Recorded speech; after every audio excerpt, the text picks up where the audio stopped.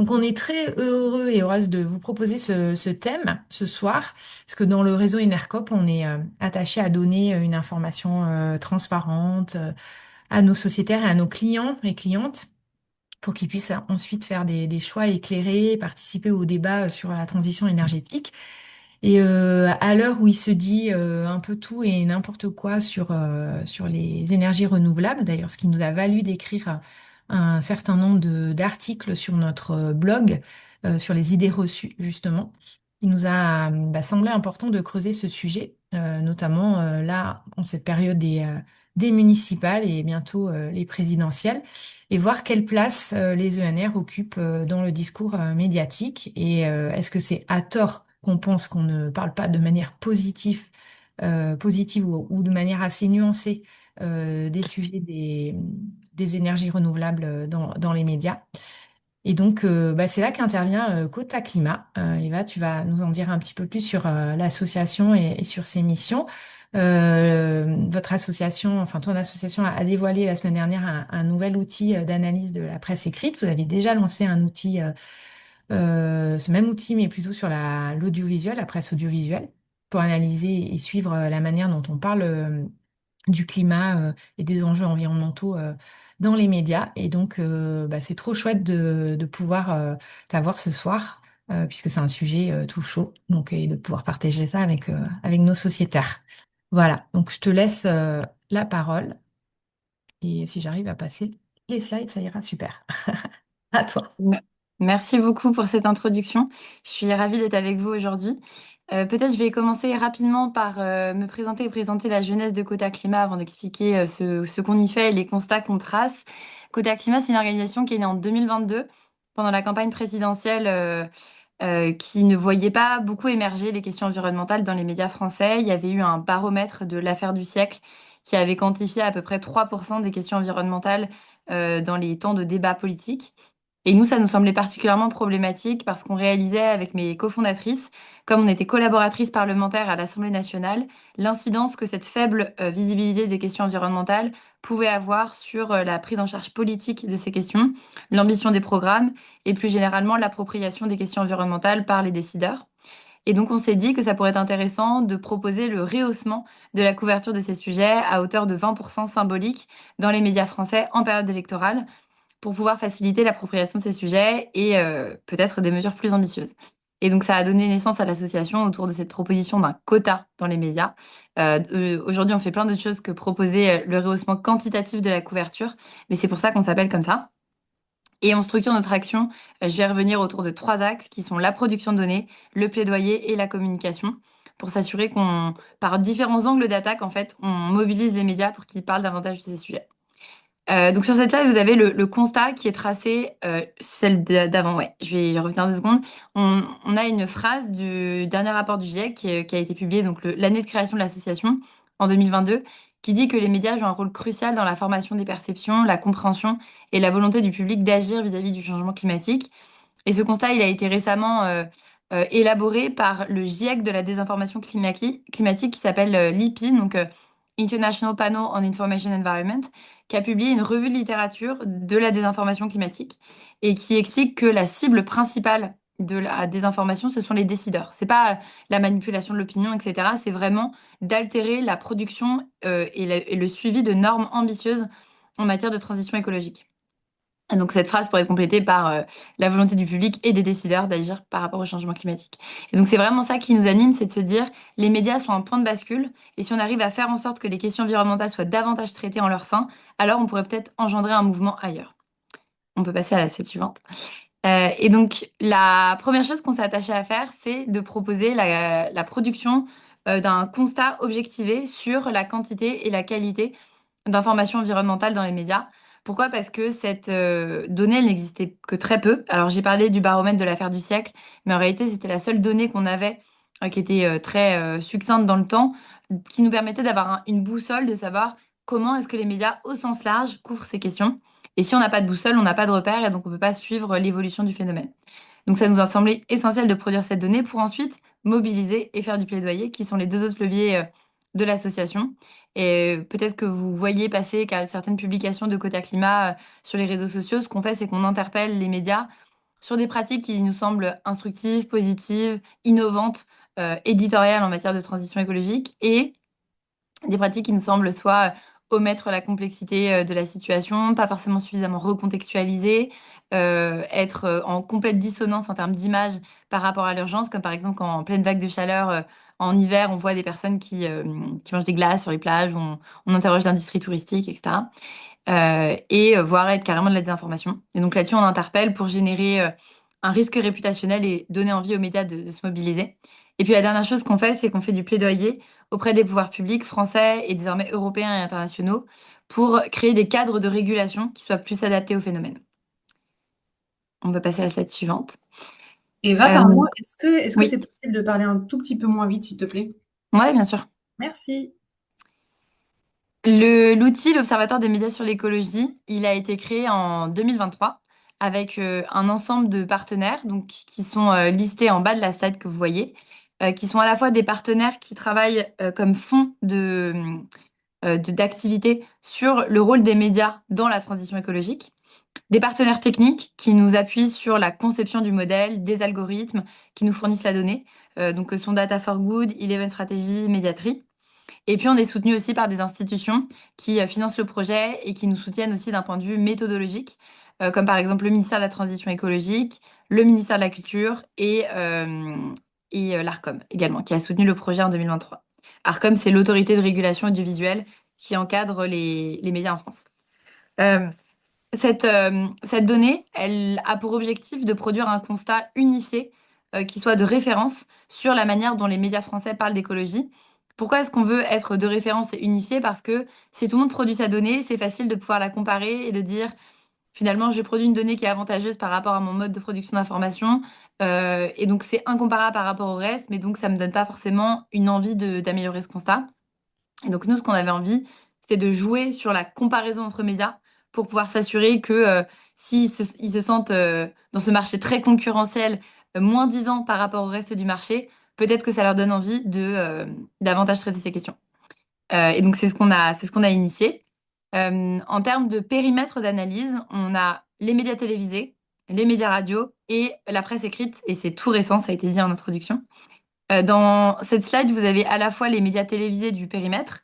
Il y a les principaux médias de la TNT, TF1, France 2, France 3, M6, etc. On a aussi beaucoup de radios plutôt nationales. On n'a pas forcément tout le réseau local. C'est quelque chose sur lequel on travaille. Et le périmètre de presse écrite, on a à la fois la presse d'information nationale et la presse régionale. 62 titres au total. Ce qu'on analyse, et on vous montrera ensuite les résultats, c'est la couverture des trois crises environnementales majeures, que sont le climat, la crise de la biodiversité et l'effondrement, enfin la raréfaction des ressources naturelles. On analyse aussi la manière dont ces sujets sont abordés. Est-ce qu'on parle du constat simple? Est-ce qu'on parle des causes, des conséquences, des solutions? C'est important pour nous de comprendre cette chaîne causale parce que ça a assez démontré dans la littérature sur le sujet que si on parle que du constat sans s'attarder sur les causes, par exemple, ça risque de laisser complètement démunis. Ça risque de créer un constat anxiogène et on a l'impression aussi que c'est très répétitif. Donc ça peut lasser de l'information. Alors que si on parle aussi des causes et des solutions, ça permet aussi de mettre en mouvement et de donner envie d'agir à toutes les échelles possibles. Donc on analyse ces différents maillons de la chaîne causale, comme on l'appelle, et ensuite on analyse les thématiques qui sont abordées à l'antenne. Et donc ça va vous intéresser comment est-ce que les sujets d'énergie notamment sont traités. Est-ce qu'on parle de nucléaire, d'énergie renouvelable, d'énergie fossile, etc. Enfin, peut-être important de mentionner qu'on a conçu cette méthodologie de manière à ce qu'elle soit 100% open source et accessible à chaque instant sur un site internet pour pouvoir être appropriée par tous ceux qui pourraient en avoir usage. Donc, c'est accessible sur le site observatoiremédiaécologie.org, si je ne me trompe pas, ou .fr, je vais peut-être juste vérifier la fin. Et ça permet à chacun de pouvoir aussi extraire les données spécifiques qui vous intéressent. Donc, si par exemple vous souhaitez regarder juste le traitement des sujets énergie, c'est possible de filtrer juste sur l'énergie et de comprendre comment ces sujets sont traités en particulier dans tel ou tel média. Et donc, parce que ça a été construit en open source, on est en train en ce moment de répliquer l'outil dans plusieurs pays qui s'en servent également. Donc, par exemple, en Belgique notamment, où on a remporté un marché public avec le ministère de la Santé et de l'Environnement. Et donc, on est en cours de réplication de cet outil pour montrer que construire en open source, ça permet aussi de s'assurer plus facilement de la réplication dans un contexte où les moyens des associations sont assez restreints. On peut passer à la slide suivante. Donc là, c'est un petit zoom de ce que je disais. Donc, les trois crises environnementales qui sont traitées et la répartition sur la chaîne causale. Ce qu'il faut savoir, c'est qu'on ne demande pas nécessairement aux médias de parler d'abord des causes, ensuite des conséquences, puis des solutions. Mais souvent, c'est vrai que le journalisme de solution a mauvaise image parce qu'on a l'impression que c'est un journalisme qui est très bisounours, etc. Et donc, c'est le traitement bout en bout qu'on essaie de mettre en avant en disant, c'est pas un sujet de pas mettre en avant directement une solution. En revanche, quand on trace un constat qui est assez anxiogène, comme par exemple en ce moment les inondations, bah, c'est toujours intéressant de se dire, est-ce qu'il y a des solutions pour s'adapter, enfin de finir un reportage ou un sujet ou un article de presse avec une piste qui donne un peu d'espoir par rapport à la situation. On peut passer. Donc les premiers résultats, c'est que on a une couverture médiatique qui est marquée par des séquences politiques et des séquences météorologiques très importantes. Donc la couverture médiatique environnementale, elle est très faible au long cours et et très réactive par rapport à l'actualité. Ce qu'on constate, c'est que on a des politiques publiques qui ont été beaucoup traitées, donc comme par exemple la programmation pluriannuelle de l'énergie. Euh, la, les ZFE aussi ont été beaucoup traités. Et des moments comme les COP et le sommet des Nations Unies sur les océans ont généré aussi beaucoup de couverture. Ce qui est intéressant, si on se penche sur les courbes, donc ils sont petites, donc j'ai conscience qu'on pourrait y revenir si c'est pas très visible. Mais quand on regarde la manière dont la biodiversité est traitée au moment de l'UNOC, on voit que pour la première fois, la couverture de la biodiversité dépasse la couverture du sujet climat. Ce qui est intéressant parce que ça n'arrive que très faiblement.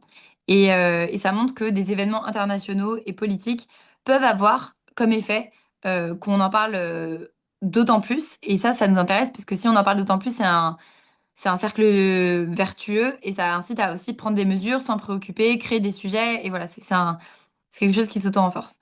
Et les canicules, bien sûr, sont des moments où on en parle beaucoup, les inondations également. Ce qu'on constate par contre, c'est que le traitement pendant ces événements est très focalisé sur le constat simple et pas nécessairement sur les solutions. En termes de pourcentage de temps d'antenne, ce qui est intéressant de voir, c'est que la presse écrite couvre davantage en volume que l'audiovisuel ces sujets et qu'elle est moins réactive à l'actualité. C'est-à-dire qu'elle va avoir un traitement qui est beaucoup plus continu, de long terme sur ces questions. Ce qu'on trouve très intéressant parce que ça montre qu'il y a un intérêt qui n'est pas forcément corrélé à des déclarations politiques, mais qui est plus corrélé à des attentes de terrain, des projets qui se constituent ou, euh, ou tout simplement des situations comme l'émergence de solutions de tri, etc. Et qui est très drivé aussi par les solutions, beaucoup plus que ce que peut l'être l'audiovisuel. Donc en fait, on en conclut comme observation par rapport à cette courbe sur le sur le long cours que l'audiovisuel aurait beaucoup à gagner à s'inspirer de la presse dans la couverture de ces sujets pour essayer d'être moins réactif au vif et à la polémique et être plus dans la couverture de sujets qui sont plus des sujets de terrain. Voilà, bah, c'est ce que je viens d'expliquer. On peut peut-être revenir juste sur la courbe pour que vous voyez un peu à quoi ça ressemble cette comparaison. On voit qu'en fait, au moment des pics d'actualité, l'audiovisuel dépasse complètement des courbes de la presse écrite. En revanche, sinon, il se situe, c'est la courbe bleue, totalement en dessous de la courbe verte euh, au long cours, et assez nettement, enfin de plus de 1,5% de temps d'antenne, ce qui est assez conséquent au vu des pourcentages dont on parle ici. Ce qu'on constate aussi, c'est qu'il y a des fortes disparités entre médias, notamment l'audiovisuel public couvre beaucoup plus les sujets que l'audiovisuel privé. C'est quelque chose qui est beaucoup visible sur cette slide. On voit en bleu clair la couverture des médias publics et en rouge la couverture des médias privés. Et ce qu'on constate, c'est que hormis TF1 qui a fait un effort assez significatif, il faut le dire, de visibilisation de ces sujets dans son JT, ils ont notamment lancé une rubrique Notre planète qui fait en sorte que tous les soirs, quelle que soit l'actualité, il y a un sujet environnement. Et ça a beaucoup boosté leurs statistiques.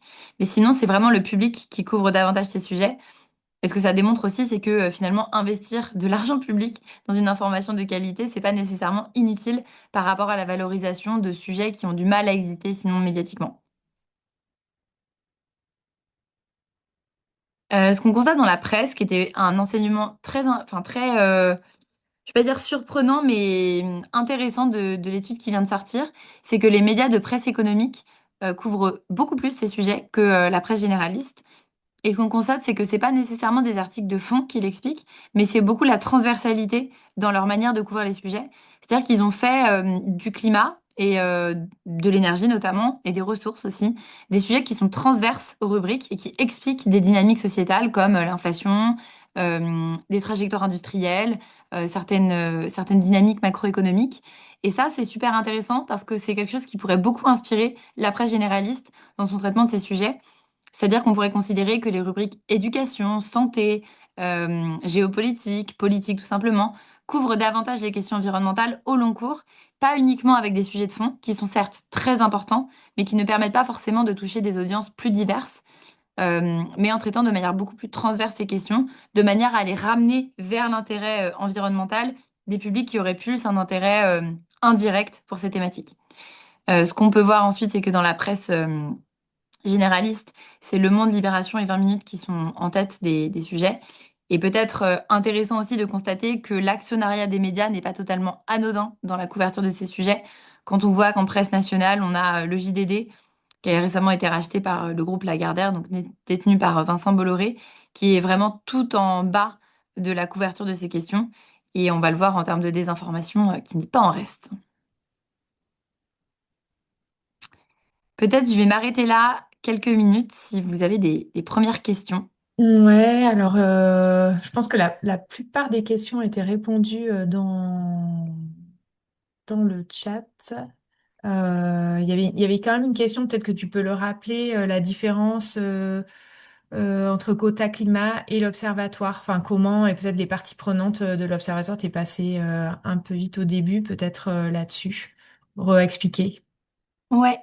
L'observatoire, ça a été conçu comme un commun, donc c'est-à-dire un produit qu'on a conçu collectivement avec des acteurs qui ont un intérêt différent à l'animer. Côté climat, on est en forte animation de l'observatoire, mais il y a d'autres structures qui participent aussi à cette animation. Et donc l'idée, c'est que on ait un observatoire qui soit le plus neutre dans son approche. Avec, je l'ai pas mentionné, mais il y a un comité scientifique qui participe aussi à revoir la méthodologie pour s'assurer qu'il y ait le moins de biais possible dans la production de données. Et on échange très fréquemment avec les médias aussi pour incorporer leur retour dans la conception de la méthodologie. Je prends un exemple, mais M6, par exemple, on prenait leur tranche horaire 14h, 17h dans la méthodologie parce que c'est une tranche qui est labellisée par l'ARCOM, tant d'informations, et nous, on analyse toute l'information. Mais en fait, M6 a une manière de concevoir l'information qui est très orientée parfois sur des magazines, pouvoir d'achat, etc., où ils vont sur le terrain rencontrer des familles, témoigner. Et donc, il disait, mais nous, on parle beaucoup d'environnement dans nos JT, mais par contre, quand on va sur le terrain et qu'on interroge des familles, etc., bah, on a 2 heures qui se passent sans qu'il y ait un seul sujet environnement, mais parce que c'est pas la manière dont on conçoit l'information.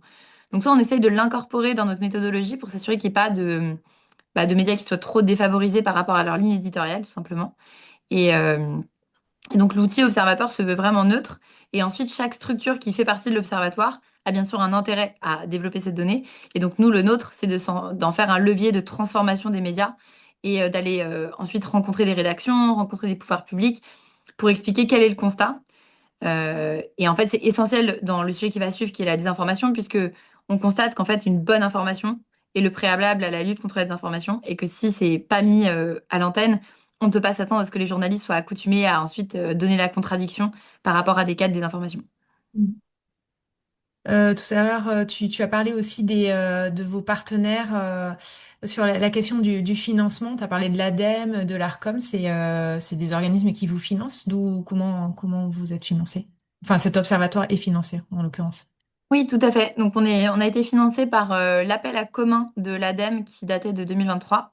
Et ensuite, on a été lauréat de Alternative Verte 2, qui est un appel à projet du ministère de la Culture et qui est opéré par la Banque des Territoires, qui vise à décarboner les industries créatives et culturelles. Et donc, on a réussi à montrer que finalement, si on arrivait à davantage couvrir les questions environnementales dans les médias, c'était peut-être la meilleure manière de décarboner ce secteur, puisque l'impact indirect de l'information est peut-être encore plus important que le fait de trier ces déchets dans les médias. Et donc, c'est par ce biais-là qu'on a obtenu un gros financement pour la partie presse écrite. Et l'ARCOM est un soutien en termes de montant, c'est assez anecdotique, mais qui donne beaucoup de légitimité à l'Observatoire parce que ça permet d'être plus audible auprès des chaînes. Ouais, ouais. On a une question de Françoise.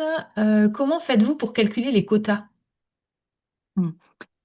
Du coup, on ne propose pas de quota actuellement. On aimerait que ce soit inscrit dans la loi, mais c'est pour l'instant pas possible. Donc, on ne calcule pas de quota. Mais si un quota devait être calculé, ce serait sur la base de ce que je viens de montrer, donc c'est-à-dire on a l'ensemble de l'information qui est diffusée à l'antenne. On calcule le temps qui est alloué aux questions environnementales. Comment est-ce qu'on fait? On a un dictionnaire de mots-clés qui recoupe le maximum de mots qui permettent d'identifier une question environnementale lorsqu'elle est abordée à l'antenne. Ça nous permet ensuite d'isoler des séquences de 2 minutes qui parlent, enfin, qui parlent d'environnement.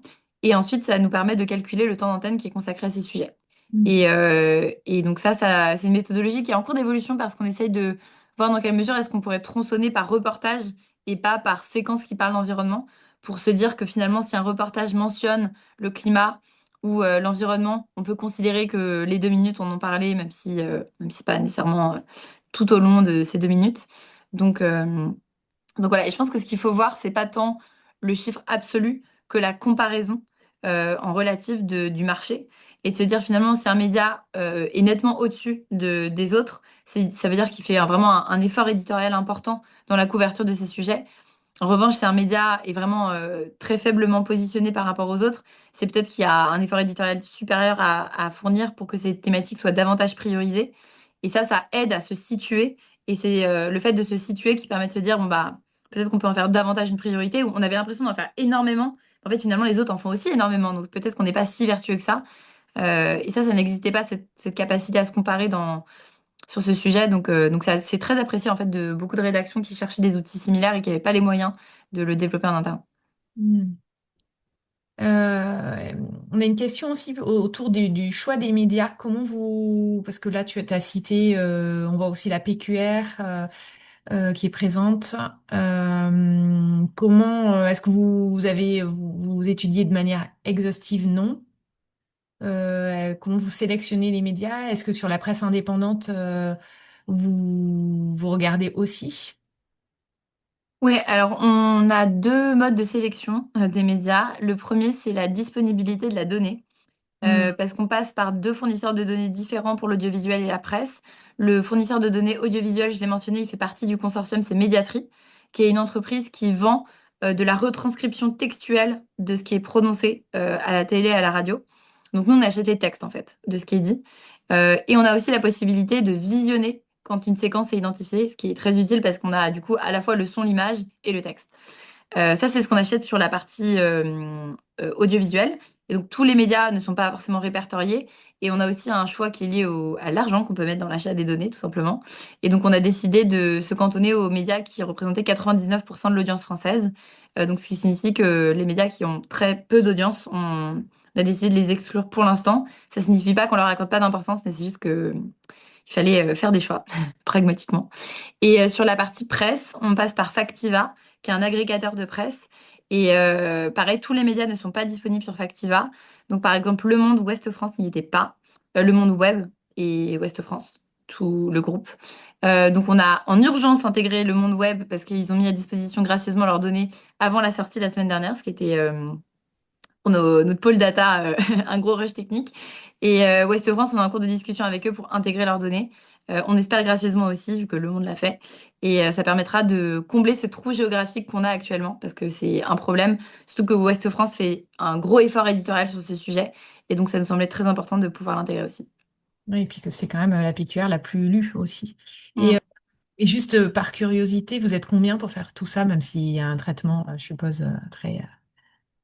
Dans l'observatoire qui travaille activement sur le sujet, je dirais qu'on est 5. Et ensuite, chez Kotak Climat, on est 11. Je pense que entre ceux qui travaillent sur l'architecture data, sur l'analyse, sur la valorisation, la communication, quasiment toute l'équipe y travaille en fait.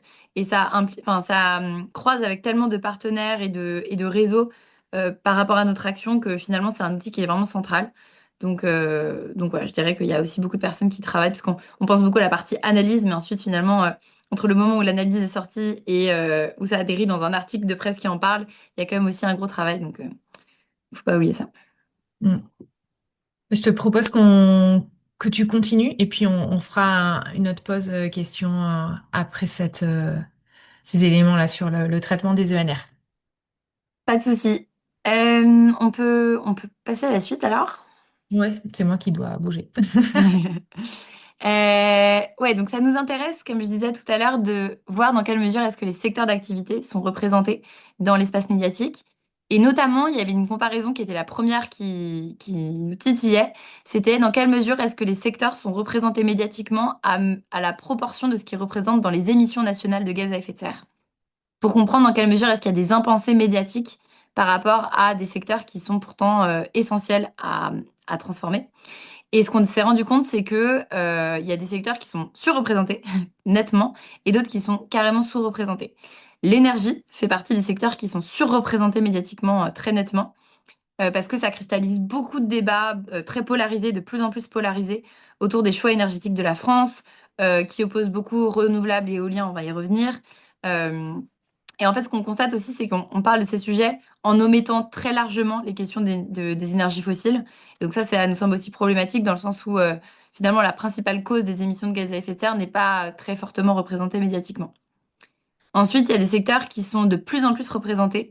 Le secteur agricole l'était peu et l'est de plus en plus depuis 2024 avec l'émergence de la crise agricole et des crises successives. Et ça participe aussi, selon nous, à polariser le débat, puisque c'était un débat qu'on n'avait pas coutume d'entendre.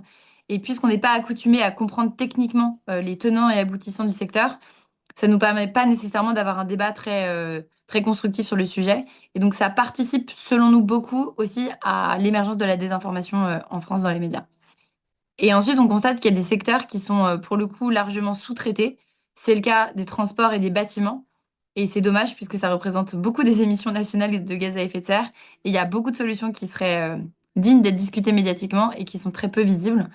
Donc voilà, on trouve intéressant aussi de souligner ces carences puisque ça permet de situer aussi là où pourrait être l'innovation éditoriale de certains médias, de se dire finalement, j'ai l'impression de toujours parler de la même chose quand je parle d'environnement, mais je pourrais davantage parler de transport. Il y a encore un boulevard à occuper sur ce sujet. Cette couverture sur les questions énergie spécifiquement maintenant, elle est aussi variée en fonction des médias. Ce qui est intéressant, c'est de voir on retrouve ben, les disparités qu'on voyait avant sur la couverture de certains sujets, mais on voit que certains médias en font quand même un sujet beaucoup plus important. Je pense par exemple à RTL, qui est quand même très haut par rapport à la couverture globale des questions environnementales, mais on retrouve beaucoup l'audiovisuel public qui est très nettement devant de ces sujets. Ensuite, quand on regarde la mention des énergies fossiles, ce qu'on constate, c'est que, comme je disais tout à l'heure, il y a une très faible invisibilisation une très forte invisibilisation du sujet au sein de certains médias. Et ça concorde aussi avec des médias qui n'ont pas d'intérêt économique à beaucoup traiter ces sujets. Je pense à BFM TV qui est détenu par CMA, enfin le groupe CMA Média, mais donc qui est détenu par CMA CGM, dont la principale source de revenus provient du transport maritime. Et donc forcément, ils n'ont pas forcément un grand intérêt à parler du carburant qui alimente ce transport maritime. Et ce qu'on constate, c'est que c'est par rapport à à leur traitement, encore une fois, des questions environnementales qui est assez bien positionné, ils citent très peu les énergies fossiles. Et ça nous préoccupe dans le sens où on pense que comprendre que les énergies fossiles sont à l'origine du problème, ça permet aussi de comprendre la raison de certaines solutions qui sinon sont perçues comme trop coûteuses ou trop clivantes, alors que finalement elles permettraient de remédier pour beaucoup aux problèmes. Si on compare ensuite à la mention des énergies renouvelables, ce qu'on constate, c'est que les médias qui parlent très peu d'énergie fossile vont davantage parler des énergies renouvelables, mais enfin, vraiment à plusieurs ordres de grandeur supérieure. Et donc ça, c'est intéressant parce que ça permet de montrer que finalement, c'est pas une réticence à parler d'énergie, c'est une réticence à parler de certains sujets en particulier et davantage de complaisance avec une petite musique ambiante qui voudrait que les énergies renouvelables soient trop coûteuses, euh, pas fonctionnelles, causeraient des blackouts, etc. Et donc on reviendra là-dessus avec les données sur la désinformation, mais ça permet d'illustrer aussi la manière dont l'exposition médiatique de certains sujets peuvent participer à la polarisation du débat public. Et on voit que ça s'explique pour eux, mais pas pour tous. Donc ça signifie que c'est pas forcément quelque chose de propre aux chaînes de parler davantage d'énergie renouvelable que de fossiles en comparaison du reste, mais que certains ont vraiment une position dans ce classement qui est beaucoup plus élevée. Ce graphe, il permet de mesurer le degré de polarisation du débat public, et ça, c'est un guide de lecture que je vais détailler avant de passer aux résultats, parce que c'est un graphe qui est un peu compliqué à comprendre. En abscisse, donc l'axe du bas, horizontal, c'est la part d'articles d'environnement qui mentionnent soit le nucléaire, soit l'éolien. Et ensuite, en ordonnée, donc l'axe vertical à gauche, c'est la part d'articles qui mentionnent dans les articles qui parlent d'environnement, l'éolien et le nucléaire. Voilà. Donc on peut ensuite passer à la slide suivante. Et donc là, on voit la dispersion des différents médias de presse écrite en fonction de ces deux variables. Et ce qu'on constate, c'est qu'il y a certains médias qui parlent beaucoup, soit d'éolien, soit de nucléaire, sans nécessairement parler beaucoup des deux. C'est-à-dire qu'ils ne les mettent pas côte à côte, dos à dos, et qui ne systématisent pas une espèce d'opposition entre les deux. Certains parlent beaucoup de l'un et de l'autre en parlant beaucoup des deux. Et on voit que Le Point est complètement outlier de cette comparaison. Il est tout à la droite en haut du graphique, ce qui signifie que dans près de 50% des articles qui parlent de l'un ou de l'autre, ils parlent également de l'autre. Ce qui montre qu'il y a une volonté forte d'associer ou de comparer les deux, ce qui n'est pas forcément nécessairement à 50% du temps pertinent. Je fais une petite pause ici avant de passer à l'analyse de la désinformation en particulier, qui est le titre de ce webinaire. Ouais, on a encore une petite question plus méthodologique, mais je ne sais pas trop comment la formuler. Euh, est-ce que, est-ce que vous vous intéressez vous recoupez en fait, vous regardez la quantité, enfin le nombre pour mesurer l'impact en fait de là, tu as montré par le nombre d'articles ou enfin, le volume par média, mais est-ce que derrière, vous le pondérez, voilà, c'est le mot que je cherchais, la pondération, par le nombre de lecteurs ou de spectateurs par rapport à la couverture de ces médias-là pour avoir plutôt un impact en termes de diffusion de l'information? Ouais, bah, c'est une très bonne question. C'était une préoccupation assez forte des médias qui ont une forte audience en France, notamment Le Monde, qui nous disait que finalement, on ne pouvait pas comparer l'impact d'un article du Monde sur l'environnement avec l'impact d'un article de, je sais pas, Le Télégramme sur ces sujets. Et dans une certaine mesure, c'est intéressant d'évaluer cet impact, mais je pense qu'il ne faut pas négliger que finalement, c'est l'exhaustivité de la couverture territoriale qui fait aussi qu'on crée du lien dans la population et qu'on ne peut pas considérer que tout le monde va lire un article du Monde qui fait 7 minutes sur les questions environnementales. Enfin, c'est pas forcément la manière dont l'information est uniquement consommée au quotidien. Ceci étant dit, on a quand même fait cette analyse de comprendre notamment, alors il n'y a pas de données d'audience par article disponibles officiellement, c'est des données qui sont propres aux médias et qui ne souhaitent généralement pas divulguer parce que c'est des éléments importants de leur modèle économique, mais ça nous a intéressé de comprendre sur les réseaux sociaux l'effort éditorial de mise en avant des articles environnement qu'ils faisaient et de comprendre dans quelle mesure est-ce que certains médias mettaient beaucoup plus en avant les questions environnementales que d'autres parce que ça participait aussi à intéresser leur audience en ligne. Et ce qu'on a constaté, il faut savoir aussi que 50% du trafic des articles vient de l'audience en ligne. Donc c'est quand même important cet effort de hiérarchisation. Et ce qu'on a constaté, c'est que 50% des interactions de presse écrite qui valorisent en ligne leurs articles environnement provient de trois médias. C'est Libération, Le Monde et Mediapart. Donc ça signifie que ces trois médias à eux seuls concentrent 50% de l'intérêt sur les réseaux sociaux de ces sujets. Et on a utilisé comme proxy réseaux sociaux Instagram, qui est, selon les médias, l'indicateur enfin, de leur mise en avant de l'information sur les réseaux sociaux. Donc ça permet d'avoir une petite idée de l'impact des articles de certains médias. Typiquement, La Tribune et Les Échos, qui sont très hauts en termes de proportion d'articles, font beaucoup moins d'efforts de mise en avant sur leurs réseaux sociaux de ces angles. Et ça nous a aussi intéressé d'analyser les unes des différents médias pour savoir l'effort de mise à la une de l'information environnementale, parce que ça peut aussi indiquer une volonté voilà, de donner davantage d'importance à certains articles ou certains angles. Ce qu'on a constaté, c'est que l'appareil Le Monde ressort très nettement. Il y a plus de 80%, c'est ça, des unes qui ont au moins un angle environnemental, un contenu environnemental indiqué. Et ensuite, pour les autres, c'est moins de 50% directement. Donc, ensuite, on tombe très vite à quelques dizaines de pourcentages. Donc c'est intéressant aussi de voir dans quelle mesure est-ce que certains médias valorisent l'image de leur une. Pour certains médias, par exemple comme Libération, la une c'est quelque chose de très marketing qui va beaucoup circuler sur les réseaux sociaux, qui va être affiché en kiosque, etc. Et donc ça permet aussi de donner une indication de l'information qu'on souhaite diffuser de plus grande audience. Mm. Bah, merci Eva, ouais, pour toutes ces infos. C'est important de rappeler, enfin de savoir quelle méthode il y a derrière avant de parler de désinformation aussi, de voir comment vous calculez, vous comptez les choses. On va passer au sujet qui intéresse, je pense, tout le monde ce soir. Mhm. La désinformation. Comment ça marche? Allons-y. Alors, est-ce que c'est possible de passer? Oui, super. Donc chez Coda Climat et avec deux de nos partenaires Data for Good et Science Feedback, on s'est attaché à comprendre depuis l'année dernière la présence de la désinformation climatique dans les médias audiovisuels français. La raison pour laquelle on s'intéresse aux médias audiovisuels, je pense que je l'ai largement décrite, mais pour insister là-dessus, parce que souvent on entend que la désinformation circule surtout sur les réseaux sociaux, la désinformation qui circule dans les médias traditionnels, elle est davantage normalisée et considérée comme digne de confiance par la population. Et son effet causal sur les opinions et les comportements est beaucoup plus démontré finalement que sur les réseaux sociaux, où le taux de méfiance est beaucoup plus important par rapport à l'information qu'on voit circuler. Donc c'est pour ça qu'on s'est focalisé principalement sur les médias traditionnels.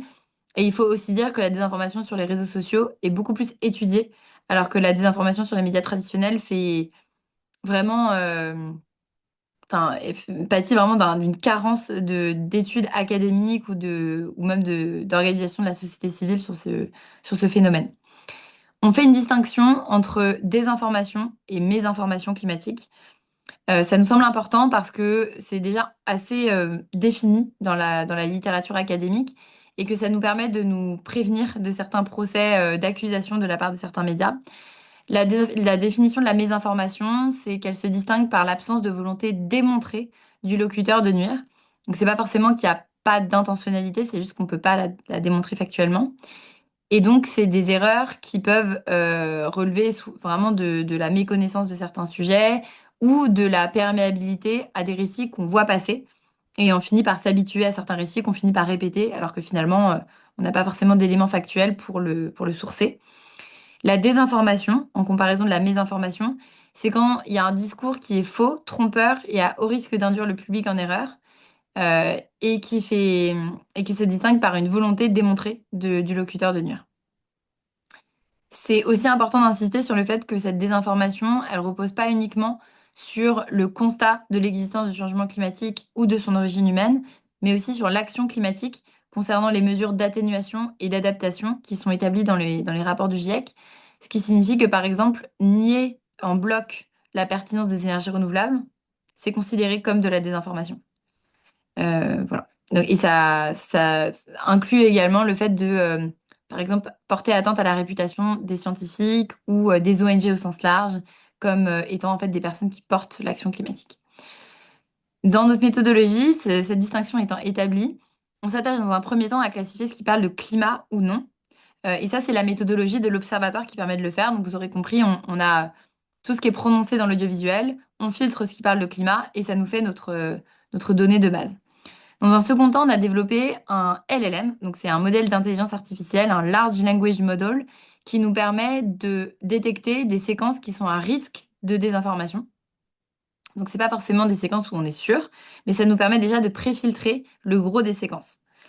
De ça émanent des cas qui vont être manuellement fact-checkés par notre partenaire Science Feedback, qui est une organisation de fact-checking certifiée. Je m'arrête 2 secondes sur ce que ça signifie être fact-checker certifié parce que je pense que c'est important pour comprendre la méthodologie. Il y a des réseaux internationaux et européens de fact-checkers qui ont une méthodologie qui répond à des codes de déontologie, comme les journalistes en fait. Et ils peuvent pas s'en distancer puisque s'ils s'en distancent, leur réputation est atteinte et ils perdent littéralement tout leur contrat. Et donc c'est vraiment de la rigueur méthodologique forte en termes de labelliser ce qui relève de la désinformation ou pas. Et donc, c'est des personnes qui répondent à cette déontologie qui viennent cas par cas certifier qu'un cas relevé par le modèle est bel et bien un cas de mésinformation. Et ensuite, la distinction dans notre méthodologie qu'on fait entre cas de mésinformation et narratif de désinformation, c'est qu'on regroupe par cas similaires des différents clusters. Et on va considérer qu'à partir du moment où un cas revient sous une forme ou une autre un peu différente, mais de manière similaire suffisamment souvent, il y a quelque chose qui fait que quelqu'un a un intérêt à amplifier ce narratif. Il est trop visible pour que ce soit anodin. Et donc, on va appeler ça un narratif de désinformation. Donc, dans notre méthodologie, c'est pas de l'investigation. On va pas chercher à démontrer que telle personne est à l'origine de la désinformation, parce que souvent, d'ailleurs, on peut pas le démontrer. C'est trop diffus, enfin, ce serait trop complexe. En revanche, on considère que la récurrence d'un narratif est un indice suffisamment fort pour tendre vers l'intentionnalité. On peut passer à cette suivante. Voici deux exemples d'affirmations qu'on va considérer être des cas de mésinformation. La première, ça a été prononcé en janvier 2025 sur Sud Radio.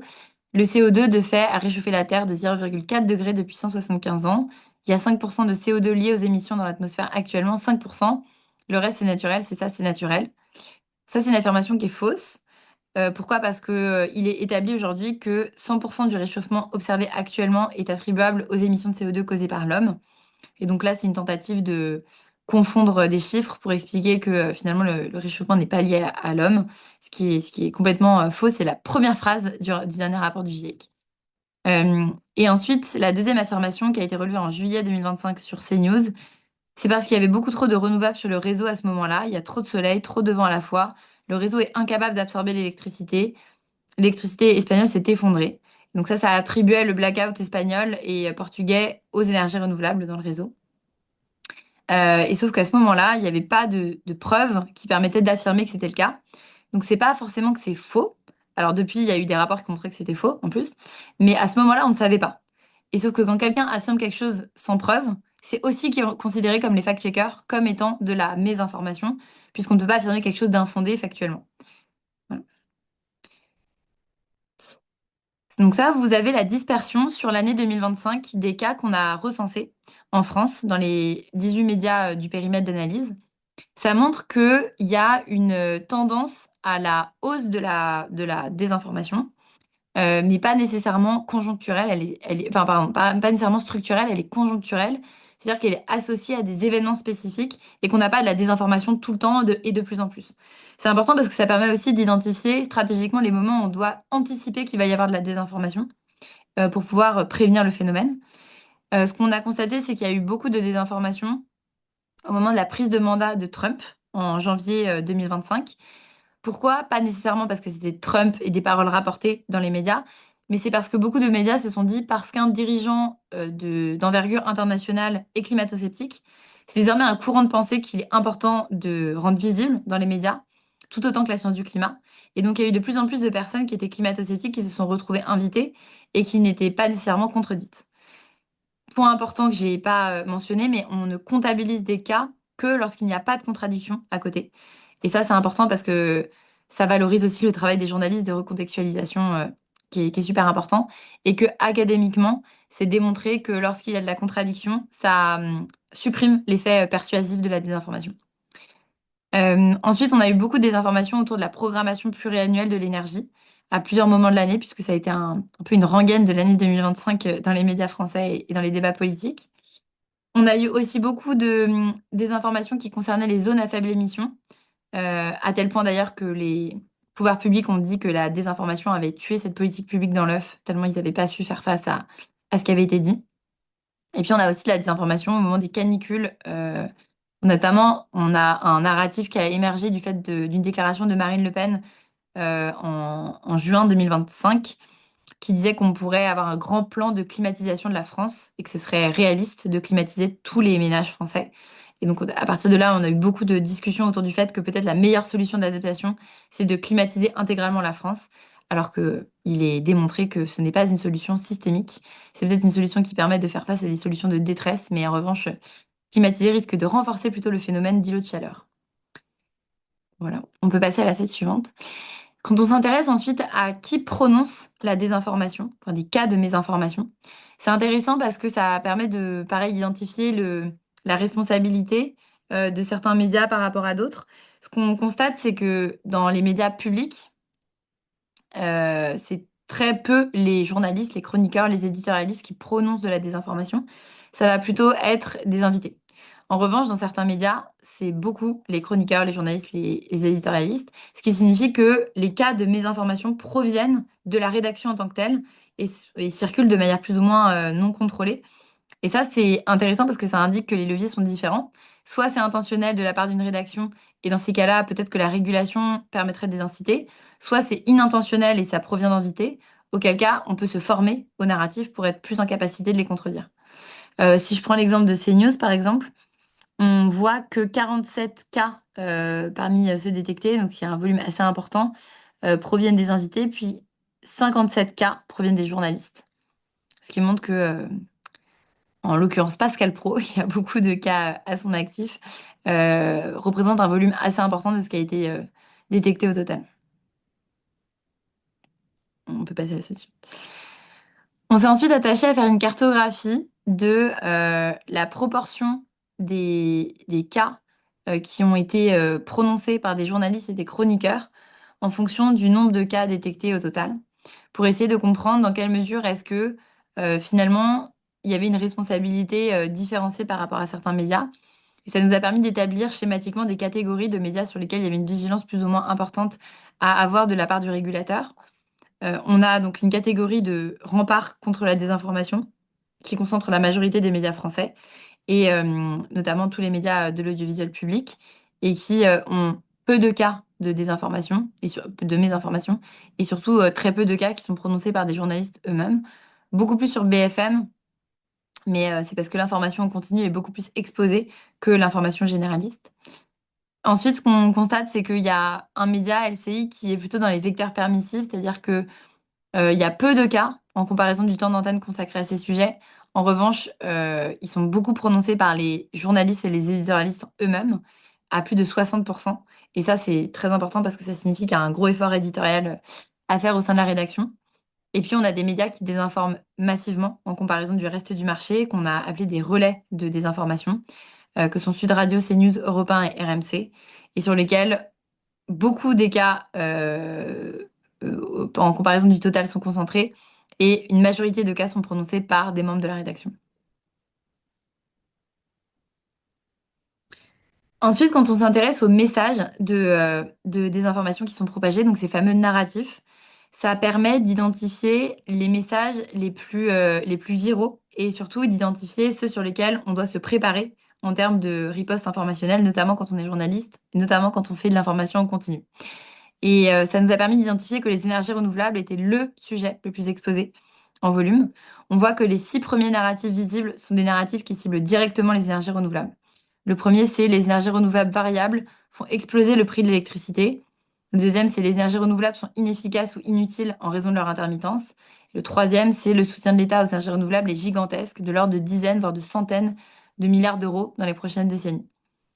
Ces narratifs, c'est pas nécessairement des formulations qui sont elles-mêmes fausses. Elles regroupent en fait un ensemble de cas. Dans le cas du premier, c'est 125 cas de mésinformation qui sont formulées toutes de manière un petit peu différente, mais qui concourent à ce même message.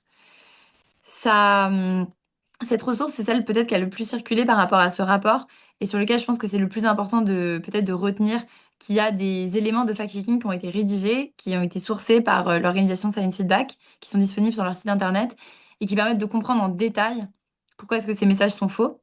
Il faut savoir que l'intégralité de ces narratifs, donc les 18 parmi les 19, ont été prononcés dès janvier 2025. Le seul nouveau narratif qui a émergé, c'est celui sur la climatisation, qui a émergé, comme je le disais tout à l'heure, à la canicule de juin 2025 du fait d'une déclaration de Marine Le Pen. Mais ce qui signifie qu'on peut les anticiper. Ce qui signifie qu'il n'y a pas eu de nouveau narratif très visible sur l'année 2025 que ce qu'il y avait en janvier. Et donc, si on analyse la temporalité, qui prononce, à quel moment et quelle forme ça prend, on peut s'en prémunir. Ça nous semble aussi intéressant de prendre des exemples pour illustrer comment est-ce que ça se propage dans les médias et comprendre un petit peu les mécaniques derrière la propagation de la désinformation. Cet exemple, il est assez frappant. Il y a eu une tribune qui a été publiée le 1er décembre 2024 dans Le Point et qui est une tribune qui a été signée par une dizaine d'anciens dirigeants du secteur énergétique français, notamment de EDF, qui s'opposaient frontalement aux énergies renouvelables et qui proposaient un moratoire sur les énergies renouvelables, avec toute une série d'arguments plus ou moins techniques. Cette tribune, le lendemain, peut-être juste pour revenir sur les signataires, c'était intéressant aussi de voir que, en termes d'arguments d'autorité, les premiers signataires étaient ceux qui étaient le plus visibles et qui avaient des titres les plus ronflants. Et parmi les plus bas signataires, c'est des personnes qui étaient beaucoup moins médiatiques, vraiment très marginaux par rapport à la visibilité du reste, mais qui, et c'est notamment le cas de l'homme qu'on peut voir sur le point du 2 décembre, Fabien Bouglet, détiennent des think tanks qui sont des think tanks de désinformation, pour la plupart financés par des think tanks américains et qui eux-mêmes sont financés par l'industrie fossile américaine, qui étaient très peu médiatiques jusqu'à récemment parce que considérés comme pas dignes de confiance. Avec cette tribune, ça a participé à redonner en fait une certaine une certaine valeur à leurs paroles médiatiquement. Et donc, se retrouver invité sur Sud Radio le 2 décembre, donc le lendemain de la publication de la tribune, ce fameux Fabien Bouclé, pour une émission qui a duré plus de 20 minutes et qui lui permet d'expliquer pourquoi est-ce que selon lui, les énergies renouvelables ne sont pas à soutenir. Puis le 11 décembre 2024, on s'est retrouvé avec une interview sur 28 minutes d'Arte, qui est quand même une émission qui est beaucoup plus considérée comme qualitative. Le titre de l'émission, c'était qu'il fallait peut-être envisager de mettre fin au développement des énergies renouvelables. Et sur le plateau était invité l'un des signataires de la tribune. Alors, c'était pas ce fameux Fabien Bouglet, c'était, je crois, le deuxième signataire de la tribune, mais qui a commencé à créer un débat national autour de ce sujet et vraiment à créer de la circulation autour de cette idée que finalement, peut-être que c'était temps d'arrêter le soutien aux énergies renouvelables, en pleine discussion budgétaire aussi. Donc, c'était pas aussi pour faciliter le soutien dans le cadre du projet de loi de finances. Le 28 avril 2025, s'est passé le blackout. Et en fait, les plateaux d'information continue se sont retrouvés dans une situation où ils avaient besoin d'intervenants pour se succéder parce qu'il fallait remplir les plateaux, c'était le sujet du moment. Et en fait, on cherche les bons clients, on cherche les personnes qui répondent vite et qui sont des personnes qui sont habilitées à parler de peut-être certains sujets de manière technique qu'ils ne maîtrisent pas dans leur globalité. Fabien Bougler a répondu présent sur France Info. Il n'avait jamais été invité sur France Info jusqu'à présent. Et depuis, c'est devenu quelqu'un de régulier. Il a expliqué que la cause du blackout, c'était les énergies renouvelables. Alors, j'ai expliqué qu'en juillet 2025, on n'avait toujours pas de preuves que c'était fondé. Ça ne l'était d'autant pas fondé le 28 avril, le soir du phénomène. Et pourtant, on lui a expliqué avec beaucoup de certitude et sans contradiction aucune sur le plateau que c'était sûr que c'était attribuable aux énergies renouvelables. Il explique avec des arguments techniques, en faisant écho à la manière dont les réseaux électriques fonctionnent. Donc c'est très compliqué pour les journalistes de réagir. Mais en fait, peut-être la seule chose qu'il aurait fallu dire, c'est personne ne sait. Donc il est juste impossible que vous le sachiez vous-même. Euh, on pourrait se dire, ça reste du débat de plateau, c'est quelque chose qui est cantonné finalement à des télés que peut-être pas tout le monde ne regarde. Sauf que le 19 juin, ça s'est retrouvé dans un amendement voté à l'Assemblée nationale. Donc là, vous avez l'amendement qui a été adopté et dans l'exposé des motifs qui justifie l'amendement qui propose un moratoire sur les énergies renouvelables, on a le fait que les énergies renouvelables créent des blackouts. Et donc ça, c'est quelque chose qui a été débattu, puis voté. Et donc en fait, on constate que la désinformation participe à la normalisation et à la fabrique de la norme en matière de transition énergétique. Et ça, c'est particulièrement problématique parce qu'à partir du moment où on légifère sur des fake news, on risque pas de prendre des décisions éclairées et efficaces. En matière de désinformation, ce qui est intéressant de voir, c'est qui sont les acteurs qui ont un intérêt à propager la désinformation, quels sont les vecteurs par lesquels ça circule et quels sont les risques associés. En termes d'acteurs, j'en ai mentionné déjà quelques-uns, mais il y a une taxonomie qui a été élaborée par le climatologue américain Malcolm Mann, qui s'est attaché à croiser toutes les preuves qu'on avait de campagnes de désinformation avérées et qui a établi qu'il y avait 5 acteurs qui étaient principalement à l'origine des campagnes de désinformation. L'économie fossile, bien sûr, depuis longue date, c'est démontré. L'économie de l'attention, donc c'est tous ceux qui ont un intérêt à monétiser notre temps sur les réseaux sociaux, mais aussi l'industrie de la publicité. Les acteurs étrangers hostiles, les ingérences étrangères, les mouvements d'extrême droite et les groupes religieux. Et à ça, récemment, il a ajouté qu'il y avait aussi certains médias en tant que tels. On pourrait les intégrer dans l'économie de l'attention, mais des médias qui parfois ont des intérêts idéologiques qu'ils défendent par le biais de leurs propriétaires. Ensuite, en termes de vecteurs, on constate que l'espace informationnel est devenu fluide et que c'est difficile de constater de la désinformation sur un seul média. souvent ça circule. Et ce qui est intéressant, c'est de comprendre comment est-ce que ça circule. C'est souvent pas dans un sens, parfois c'est assez chaotique, mais ça permet de comprendre comment parfois quelque chose peut être amplifié sur un réseau qui est plus propice à l'amplifier pour se retrouver ensuite normalisé dans un réseau qui légitime davantage un propos. Dans notre schématisation du sujet, on a trois espaces, les médias traditionnels, les modèles de langage et les réseaux sociaux, qui alimentent en circuit fermé cette désinformation. Et ce qui nous intéresse, c'est de comprendre à chaque fois quelles sont les sources de désinformation sur ces différents types de supports. C'est pas tout le temps les mêmes.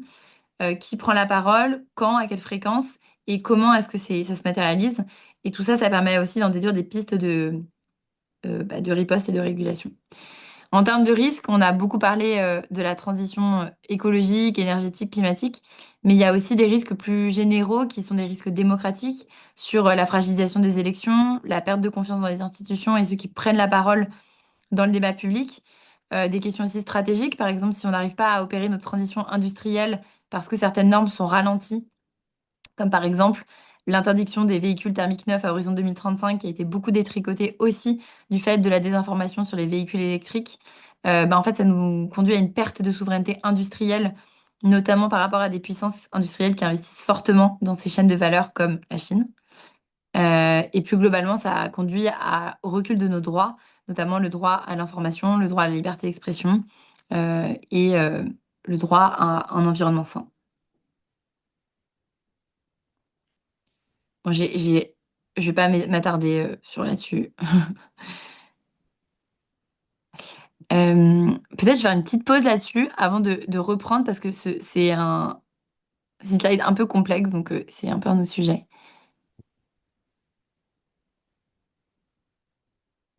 Tu Je, veux je reviendrai là-dessus après, pas de souci, mais après? Ok. ouais. J'ai pas compris ce que tu voulais. Je me proposais juste de faire une petite pause avant de parler du Ah, système de réponse rapide, sur ces questions. mais Ok. ouais. Il y avait des questions toujours sur la méthodo, à croire que on a besoin. T'as pas tout dit encore. Une question de Anna qui posait une question. Est-ce que la méthodo, enfin dans la méthodo, qui permet de distinguer mes informations et des informations. Est-ce que vous avez fait appel, est-ce que ça a été revu par un juriste? Euh, est-ce qu'il y a une jurisprudence pour appuyer la preuve pour distinguer, enfin pour assurer que c'est de la mésinformation, de la désinformation? Notamment quand vous faites, parce que tu n'en as pas parlé en introduction, mais quand vous faites des saisines à l'Arcom, est-ce que vous appuyez, du coup, est-ce que c'est, vous appuyez sur forcément des juristes? Comment ça se passe? Ouais, je pense que c'est important de faire la distinction entre la définition académique de la désinformation et de la mésinformation et la définition juridique de ce qui est répréhensible en termes d'obligation des médias par rapport aux contrats qu'ils contractualisent avec l'Arcom. La définition qu'on a, elle est juridiquement très solide dans le sens où elle a été revue par des experts en désinformation et les personnes qui fact-check aussi sont des experts de ce qui relève du vrai ou du faux.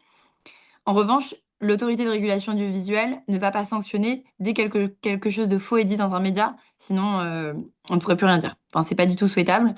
Et donc notre intention, c'est que la régulation ne s'applique qu'à une très faible proportion des cas les plus saillants et ceux qui ont le plus de conséquences associées et sur lesquels il est important de dissuader plutôt que de pénaliser en fait. Notre objectif, c'est pas du tout qu'au cas par cas, voilà, il y ait cette de redevabilité qui soit créée, mais c'est plutôt de se dire, à partir d'un cas exemplaire, on désincite les suivants à se produire et donc on incite à se former, on incite à se préparer, etc., pour éviter que, il y en ait davantage à l'avenir. Et donc sur les cas sur lesquels l'ARCOM a statué, actuellement il y en a 7 par rapport, on a fait 26 saisines depuis notre création. Donc 26 par rapport à 665 cas détectés en 2025, donc c'est vraiment une très faible portion sur lesquels on va intervenir d'un point de vue juridique. Et ces cas, ils sont évalués de manière beaucoup plus large que notre méthodologie. C'est-à-dire que l'ARCOM va vérifier que sur l'intégralité de l'émission, donc nous déjà, c'est sur des portions beaucoup plus resserrées autour de l'affirmation, mais dans une proportion beaucoup plus large, est-ce qu'il y a un esprit de contradictoire? Et l'esprit de contradictoire peut porter sur autre chose que le propos en tant que tel qui est faux. Mais si on a le sentiment que le journaliste a joué le rôle de contradictoire sur le plateau, alors ça peut justifier que l'ARCOM n'intervienne pas. Parce qu'elle considère que peuvent ne pas nécessairement intervenir sur tout, mais que finalement, s'il joue son rôle de contradictoire, le rôle de modérateur est joué. Et nous, c'est pas quelque chose qu'on va considérer. On considère que la contradiction doit spécifiquement porter sur le propos qui est faux ou infondé. Et c'est le fait que ça ne soit pas fait qui risque d'induire le public en erreur. Donc on fait vraiment cette distinction entre les deux. Moi, je trouve que cette distinction, elle est assez saine parce que en matière de désinformation, on est souvent taxé de vouloir censurer le débat public, de vouloir brider la liberté d'expression. Et le fait que l'Arcom soit très précautionneuse et n'intervienne que très faiblement par rapport à l'ampleur des cas, ça permet de montrer qu'en réalité, on n'est pas du tout dans ce régime, on est dans l'inverse. On souhaite plutôt préserver la liberté d'expression et de communication, mais juste à certains moments, on considère qu'il y a une limite qui a été franchie et que sur des cas emblématiques, c'est important que l'Arcom fasse respecter le droit des médias. Et peut-être, j'ai pas précisé, parmi les sanctions qui ont été émises, donc il y a 6 cas qui ont été sanctionnés sur Sud Radio par des mises en garde et une sanction financière vis-à-vis de CNews qui a été ensuite confirmée par le Conseil d'État dans la foulée, ce qui nous donne notre première jurisprudence à l'échelle française mais aussi internationale. Et donc on est ravis de cette confirmation par le Conseil d'État. Et cette première sanction financière contre CNews, ça laisse présager que les prochaines seront plus fortes. Donc cette sanction était de 20 000 euros. 20 000 euros à l'échelle des sanctions de l'Arcom, c'est très faible. Et donc on pense aussi que ça peut permettre de constituer ce rapport de force qu'on cherche à créer pour éviter que la désinformation ne se propage trop vite. Euh, une question de Vincent remonte un petit peu à ce que tu as dit plus il y a un petit moment maintenant, mais sur est-ce que vous disposez des chiffres des audiences de chaque média? Ça, je suppose que oui, puisque vous avez les veilles, mais est-ce que vous avez regardé si les médias qui font les meilleures audiences sont aussi ceux qui parlent au moins des différentes crises?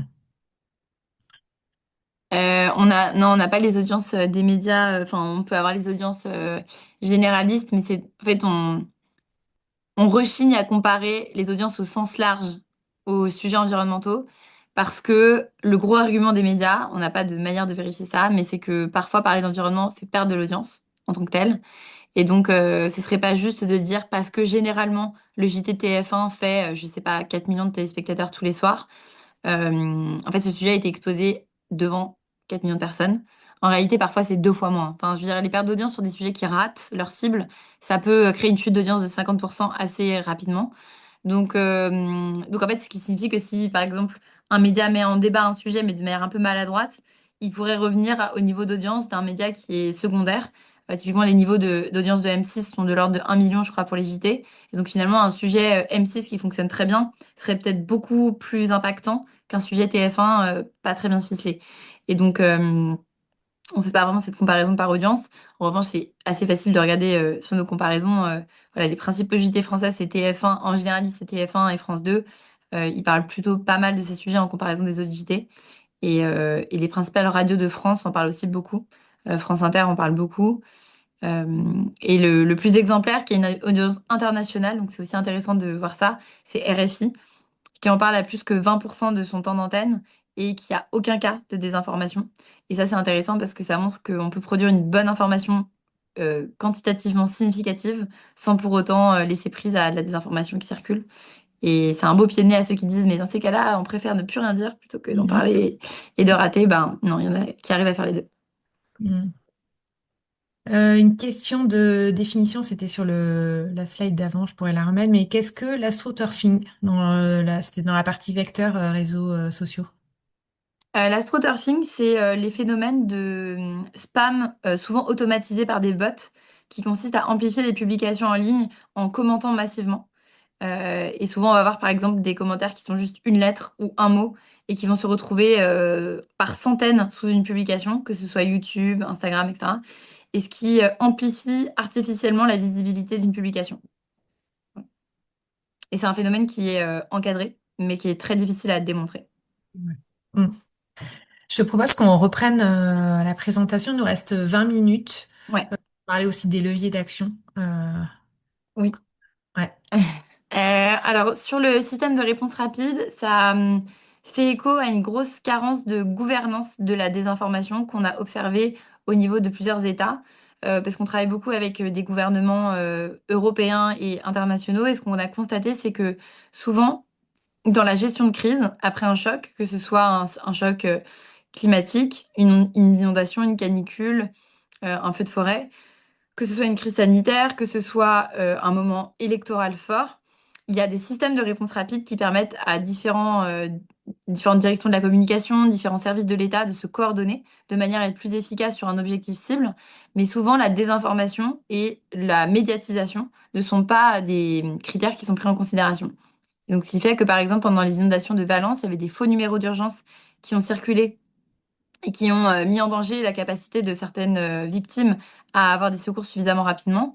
Et c'était pas quelque chose que les pouvoirs publics avaient anticipé. Et sauf que des faux numéros d'urgence qui circulent en période de crise, on peut se dire, à partir du moment où quelqu'un a eu l'idée de le faire, ça arrivera à chaque fois. Et donc, c'est important que cette dimension des informations, elle soit intégrée dans la réponse apportée à des phénomènes. Et donc, c'est pour ça qu'en ce moment, on travaille, nous, à concevoir un système de réponse rapide qui permet, dans un premier temps, de répondre à la désinformation environnementale en période électorale, donc notamment en prévision de 2027. Mais on pense que ça, c'est des dimensions qui devraient être intégrées dans la manière dont l'État gère des crises pour intégrer la dimension informationnelle. Et donc, l'idée, là, vous avez un schéma qui vous dit ce qui doit se passer en amont. Donc, on a un événement qui survient, on essaie de le détecter de manière précoce pour que quand il devienne viral, public, on soit déjà prévenu, qu'on puisse analyser son impact et tenter de le résoudre avec des protocoles de réponse qui intègrent la dimension informationnelle. Et ensuite, une fois que l'événement est résolu, on essaie d'analyser ce qui s'est passé pendant cet événement, comment est-ce qu'on peut exploiter les enseignements de cette crise, et de notre gestion de cette crise, et comment notamment on peut éviter que les manipulations de l'information soient amplifiées à la prochaine.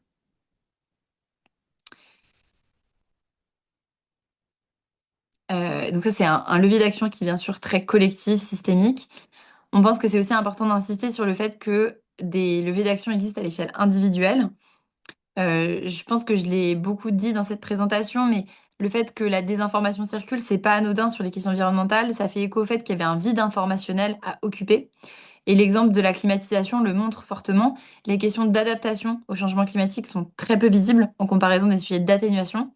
Et dès lors qu'une responsable politique a fait une déclaration sur un sujet d'adaptation. Ça a occupé l'espace parce que personne ne savait ce que les responsables politiques en place, que les institutions mettaient en œuvre pour se protéger en période de canicule. Donc on s'est dit, bah oui, peut-être c'est la solution. Et donc ça a occupé l'espace informationnel et ça a eu un effet de cadrage très fort. Et on se dit que finalement, s'il y avait une meilleure information au long cours sur les questions d'adaptation, qu'il y avait une meilleure compréhension des enjeux, ça aurait peut-être réduit la viralité de cette information, ça aurait peut-être tout simplement ringardisé la déclaration par des experts qui auraient pu occuper les plateaux, etc.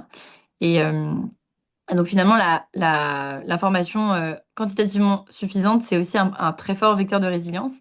Il faut savoir que la première source d'information, c'est les proches. Et donc finalement, bien s'informer soi-même, ça permet aussi de bien informer ses proches. Et les proches, on leur fait confiance. Donc, c'est-à-dire que c'est pas qu'une information qui nous parvient, c'est une information qu'on croit et qu'on répète. Et, et donc, c'est juste après, enfin, juste après, on retrouve les médias et les experts dans les médias. Mais si déjà on arrive à bien s'informer, nous, ça peut avoir un effet de contamination très important. Il faut savoir aussi que seulement 11% des Français payent pour de l'information en ligne, ce qui est le taux le plus faible d'Europe. Aux États-Unis, c'est 20%, en Norvège, c'est 42%.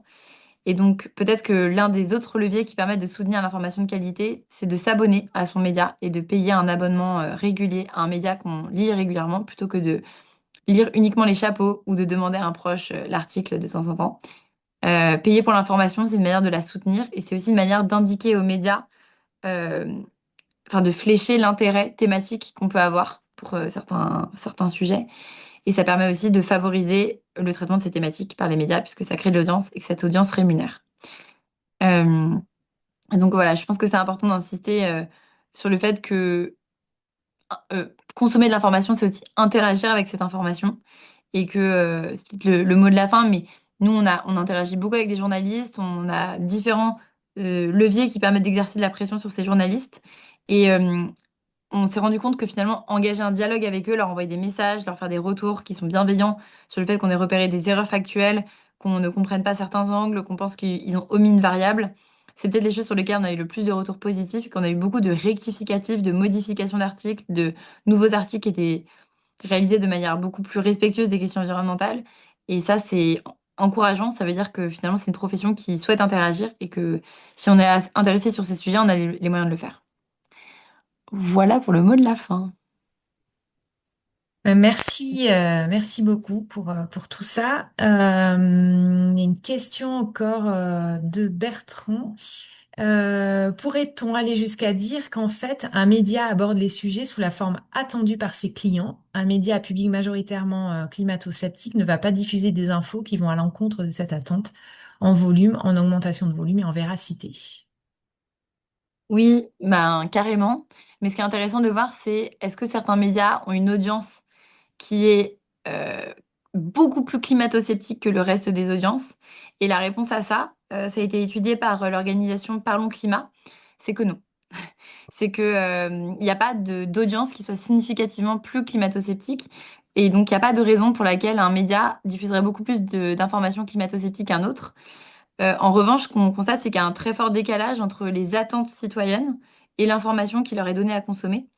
Et ça s'observe aussi avec les élites politiques. Il y a des études qui montrent que les programmes politiques et la perception des élites est systématiquement 10 fois plus à droite sur les sujets sociétaux que l'état actuel de l'opinion. Donc en fait, les élites ont l'impression que l'opinion est beaucoup plus conservatrice qu'elle ne l'est réellement. Et c'est un peu ce que les médias laissent transparaître aussi dans leur traitement de certains sujets. Et c'est pas anodin, hein, c'est parce qu'ils souhaitent en faire quelque chose. Enfin, je pense que j'ai largement démontré que c'était souvent intéressé. Mais donc ça signifie que c'est pas une question d'audience, c'est pas une question de public, c'est une question d'offre.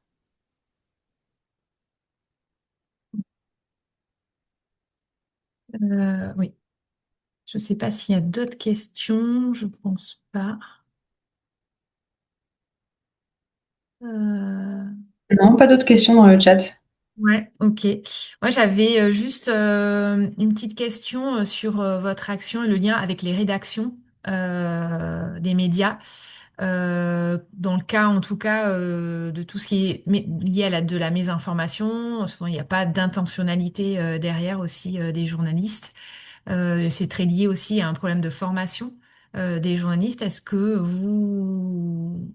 dans dans le collectif, il y a des acteurs qui agissent pour la formation la sensibilisation des journalistes, ou une montée en compétence sur ces sujets-là? Je sais qu'il y avait une charte qui avait été signée par plusieurs médias sur ce sujet. Est-ce que tu peux nous en dire quelques mots? Oui, la charte en question, c'est la charte pour un journalisme à la hauteur de l'urgence écologique, qui a été publiée en 2022 dans la foulée de l'intérêt citoyen qu'il y avait eu pour le sujet. Et ça a permis de tracer plusieurs engagements que devraient prendre les rédactions pour mieux couvrir les questions environnementales. Et ça s'est ensuivi de formations dans beaucoup de rédactions sur les questions environnementales. Je pense notamment à Vers le Média qui a beaucoup œuvré pour faire des formations dans beaucoup de rédactions nationales. Il y a aussi des journalistes indépendants qui l'ont beaucoup fait. Je pense à Anne-Sophie Novelle, Sophie Roland, qui ont formé beaucoup de rédactions en France. Aujourd'hui, c'est des formations qui sont plutôt dépriorisées par rapport aux besoins de formation sur l'IA. Et comme les journalistes n'ont pas beaucoup de temps, il a été décidé par beaucoup de rédactions que la maîtrise de l'intelligence artificielle était prioritaire à la question environnementale. Et donc, il y a beaucoup de difficultés par les organismes formateurs à poursuivre ces formations. Ce qu'on peut dire des formations, c'est que ça a, pour beaucoup, je pense, créé un déclic. Je pense que ça a beaucoup fonctionné, mais que c'est des piqûres de rappel qui sont nécessaires et que si ça a été fait en 2022, et c'est possible qu'il n'y ait plus que 40% de la rédaction qui soit toujours présente, puisque ça tourne très vite dans les médias et que finalement ils aient peut-être oublié ces messages par rapport à l'actualité chaude. Et donc voilà, c'est des manières de fonctionner qui doivent être plus systématisées. On pense que la formation, ça fait partie de la solution, mais qu'il y a d'autres choses à mettre en œuvre, notamment des questions de gouvernance interne. Il y a des médias comme l'AFP qui ont situé la question environnementale au centre de la gouvernance. Donc ils ont, et c'est le New York Times aussi qui les avait inspirés à faire ça, ils ont physiquement déjà dans leur bureau le desk environnement qui est au milieu. Et ensuite, ils ont des experts environnement qui sont dépêchés dans certains services pour s'assurer que l'information soit transverse dans la manière de traiter l'actualité. Donc ça s'assure qu'ils traitent beaucoup plus ces sujets que ce qu'ils faisaient avant. C'est aussi une question de la manière dont certains journalistes qui ne sont pas thématisés environnement, comme les journalistes économiques ou politiques, font appel à leurs collègues lors d'interviews où ils sentent qu'ils vont pas être équipés à avoir une suffisante contradiction. Et il y avait un très bon exemple de ça pour les élections européennes. France Inter avait fait des matinales où ils invitaient les candidats. Il y avait toujours une journaliste environnement ou un journaliste environnement qui était présent sur le plateau pour la partie environnement de l'interview. Donc ça s'assurait de un qu'on en parle, enfin, que ce soit pas un sujet qui soit complètement dépriorisé, mais en plus qu'il y a un petit peu de contradiction qui soit supérieure à celle du journaliste politique, qui est par ailleurs très doux en contradiction, mais pas sur ces thématiques. Et ça, c'est des choses qui peuvent être faites aussi. Il y a des experts en plateau. Enfin, il y a une manière de produire l'information qui doit incorporer la complexité et le fait qu'il y ait de plus en plus de... Bah, c'est une guerre informationnelle en fait sur ces questions qui est pratiquée par certains acteurs que j'ai listés. Et, euh, et sur lequel c'est important aussi de s'équiper. En réponse, on peut plus faire de l'information sur l'environnement comme on en faisait il y a 10 ans. Et peut-être sur les liens qu'on a avec les rédactions. Sinon, nous, on échange tous les jours avec les rédactions françaises pour soit leur présenter nos outils et voir dans quelle mesure ils peuvent se l'approprier, soit pour avoir des discussions un peu plus musclées sur certains contenus en particulier qui nous semblent perfectibles, soit pour des cas carrément de saisine qu'on a fait à l'Arcom et qui ont conduit à des sanctions, et plus généralement pour les accompagner au quotidien, notamment pour soutenir les journalistes environnement qui ont souvent besoin de contacts, conseils, mise en relation, tout simplement soutien moral parfois quand ils sentent que leurs sujets ne sont pas du tout priorisés depuis longtemps par leur rédaction. Donc, ouais, pour certains, c'est vraiment nos forces alliées. Mm. On a d'autres questions qui arrivent. Adélaïde qui nous demande ce qu'il en est de la formation dans les IEP, dans les formations de Sciences Po.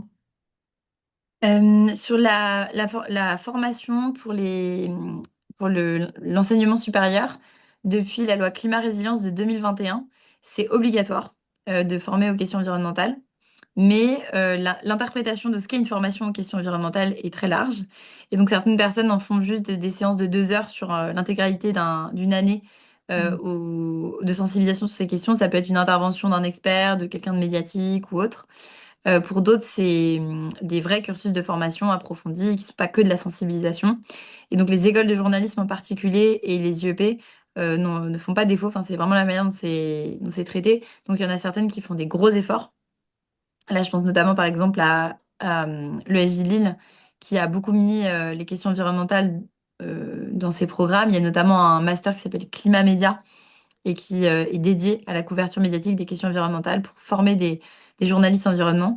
Et les premières cohortes sont devenues les responsables des JT de France 2 sur les questions environnementales ou TF1. Enfin, je dirais aussi des personnes qui ont des très bons postes derrière et qui peuvent vraiment participer à booster la couverture nationale de ces questions. Et d'autres qui ne mettent pas du tout ces sujets à l'agenda. Voilà.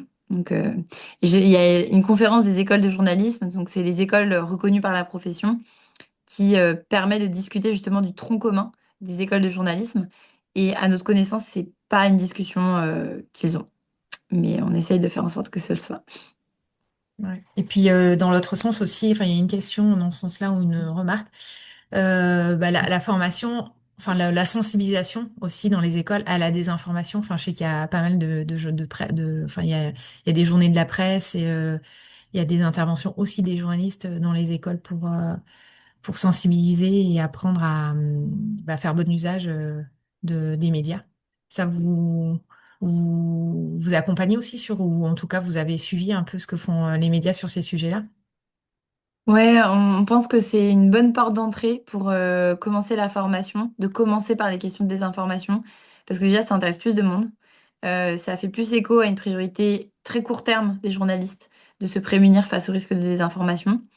Et comme on comprend davantage le phénomène, on est en capacité d'identifier des leviers très court terme aussi, qui permettent d'avoir un sentiment de progresser rapidement sur le sujet, plutôt que la sensibilisation ou la formation aux questions d'environnement, qui demandent généralement beaucoup de temps consacré à la question et qui peuvent décourager des personnes qui n'ont pas beaucoup de temps à y consacrer.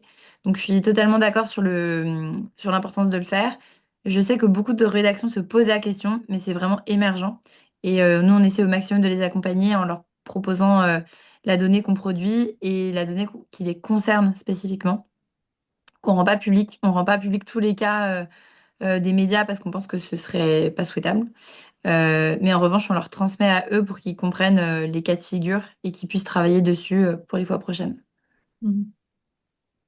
On a une question sur la labellisation des médias proposée par Emmanuel Macron. Tu en penses quoi? Ou Quota Climat, on pense quoi?